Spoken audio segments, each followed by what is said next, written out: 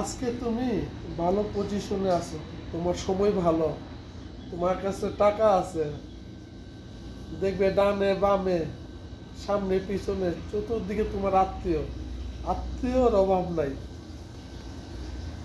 হঠাৎ করে দেখো তোমার হাত খালি, হাতে কোনো টাকা নাই, তুমি একদম নিঃস্ব। ডানে বামে সামনে পিছনে তাকিয়ে দেখবে কেউ নাই। যারা তোমাকে আত্মীয় বলে সবাই পরিচিত দিত, তারাও পিছনের দিক ফিরেও থাকবে না, যেমন তোমার চিনেই না। এই হলো আমাদের মানব জীবন। টাকা আছে তোমার মূল্য আছে, টাকা নাই তোমার মূল্য নাই।